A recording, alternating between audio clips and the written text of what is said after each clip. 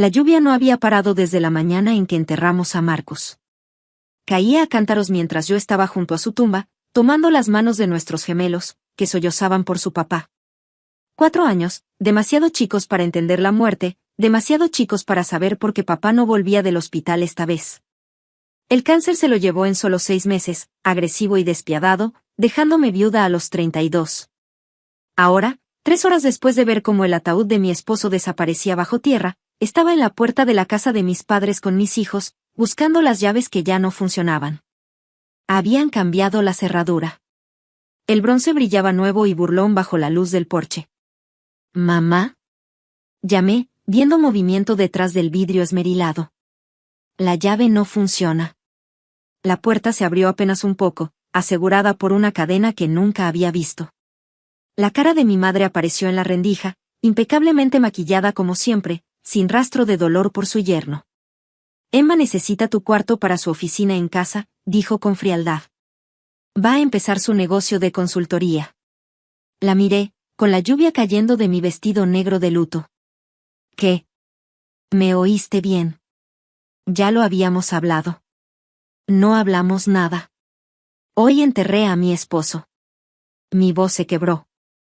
Detrás de mí, Lily volvió a llorar y Lucas se aferró a mi pierna. Mi padre apareció detrás de mi madre, con expresión de piedra. «Los problemas de viuda no son nuestros problemas, Sofía. Tienes 32 años. Arregla tus cosas». La puerta se cerró de golpe. Me quedé parada ahí, sin poder asimilar lo que acababa de pasar. Mis hijos, los hijos de Marcus, estaban empapados, temblando, llorando por calor, por sus camas, por su papá que nunca volvería. Y mis padres nos habían cerrado la puerta. Hoy. El día en que enterré al amor de mi vida. «Mami, tengo frío», sollozó Lily.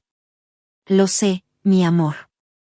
«Lo sé», saqué el teléfono con manos temblorosas. «Muerto».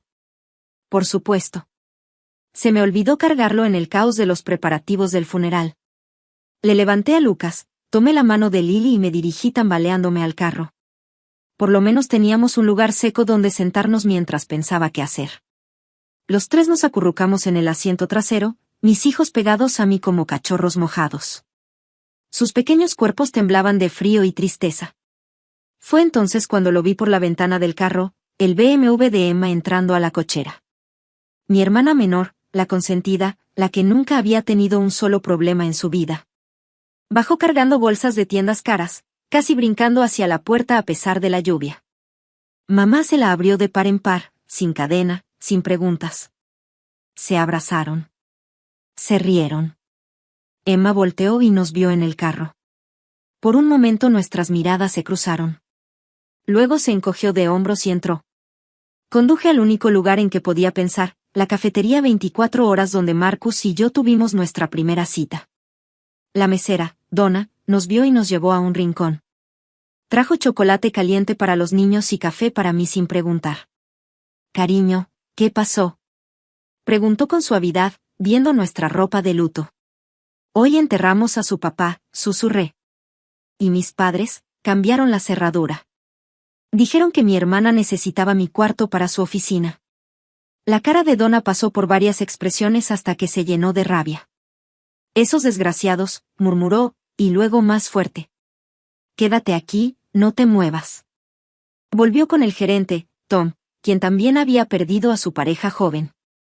En menos de 1 hora, reunieron al personal del turno nocturno, gente que sabía de lucha, que sabía de pérdida, y pagaron una habitación de motel para nosotros por 1 semana. Donna me dio $60 de sus propinas. «Para comida», dijo firme, rechazando mis protestas. Esa noche, mientras mis hijos finalmente dormían en la cama incómoda del motel, me senté junto a la ventana y le hice una promesa a la memoria de Marcus: me levantaría de esto. Y cuando lo hiciera, les mostraría a mis padres cómo son los problemas de una viuda. A la mañana siguiente, fui a la guerra. Primera parada, la aseguradora de vida de Marcus. Había sido meticuloso con los papeles, incluso con el cáncer consumiéndolo. La póliza valía más de lo que pensaba, la había aumentado tras el diagnóstico, invirtiendo cada centavo posible para asegurar nuestro futuro. Segunda parada, un abogado. Resulta que desalojar ilegalmente, especialmente con hijos menores y justo el día del funeral, era un delito. El abogado aceptó mi caso con base en honorarios contingentes tras escuchar la historia. Tercera parada, la casa donde crecí, con escolta policial. La cara de mi madre al ver a los oficiales casi valió la pena todo. ¿Qué es esto?, balbuceó. Desalojo ilegal, señora, dijo el oficial con calma. Su hija estableció residencia aquí. No pueden cambiar la cerradura, mucho menos con niños menores. Recuperé nuestras cosas mientras mis padres miraban, furiosos. Emma estaba en la puerta de lo que había sido mi cuarto, ahora pintado de otro color, mis muebles ya reemplazados por su oficina. Esto es ridículo, dijo. Tengo clientes. Deberías haber pensado en eso antes de robarle el cuarto a una viuda, respondí, agarrando los juguetes de mis hijos, las fotos de Marcus, nuestra ropa. Estás exagerando, susurró mamá. Te hicimos un favor. Necesitas aprender a ser independiente. Me detuve y la miré. De verdad la miré. Acabo de ver a mi esposo morir lentamente durante 6 meses. Lo sostuve mientras daba su último suspiro. Organicé su funeral sola mientras cuidaba a 2 niños en duelo. ¿Y crees que necesito aprender a ser independiente? El silencio fue ensordecedor. Nos fuimos y no miramos atrás. Pero no había terminado. Ni cerca. Lo que mi familia no sabía era que Marcus había sido desarrollador de tecnología. Muy bueno. Y en sus últimas semanas, cuando aún podía teclear, había creado algo, un proyecto que llamó Para Sofía. Era una app de cuidado infantil que conectaba a padres solteros con niñeras verificadas y económicas en tiempo real. Él había escrito el código, hecho el marco, hasta iniciado el trámite de patente. Termínalo, susurró una de sus últimas noches. Es tu imperio. Hazlo crecer. Y lo hice. Viviendo en ese motel, luego en un depa pequeño, me entregué a completar la visión de Marcus. Usé parte del seguro para contratar desarrolladores que pulieran el código. Durante el día buscaba inversionistas y por las noches abrazaba a mis hijos llorando. Me impulsaba el dolor, la rabia y el recuerdo de estar bajo la lluvia mientras mis padres elegían la conveniencia de mi hermana sobre el refugio de sus nietos. La app salió 8 meses después de que Marcus murió. SafeNest, cuidado infantil accesible para padres solteros, hecho por padres solteros. Fue un éxito. Resultó que había miles como yo, luchando por trabajar mientras cuidaban solos a niños pequeños o en duelo. Cubrimos un vacío que nadie más había notado. Año 1, 50.000 usuarios. Año 2, expansión nacional. Año 3, ofertas de compra que rechacé. El negocio de consultoría de Emma, por su parte, fracasó en 6 meses. Resulta que a los clientes no les gustan los consultores que presumen de robar cuartos de viudas. Alguien, definitivamente no yo, se encargó de que sus clientes supieran exactamente con quién trataban. Las redes sociales no olvidan. Lo mejor vino 3 años después de aquella noche lluviosa. Mis padres, ya en sus 70s, me buscaron. Mamá se había caído y necesitaba cuidados.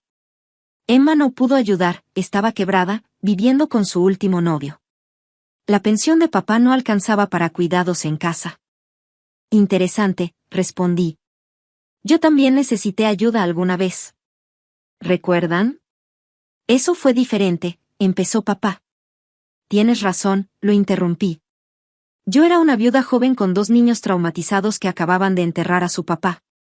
Ustedes solo son viejos y pobres. Totalmente diferente. Somos tus padres. La voz de mamá tembló. Lo fueron, corregí. Fueron mis padres. Hasta que vieron a sus nietos, los hijos de Marcus, llorando bajo la lluvia y nos dijeron que los problemas de una viuda no eran sus problemas. Emma llegó tarde, deslizándose en la banca con una expresión desesperada. La ropa de diseñador había desaparecido, sustituida por imitaciones baratas.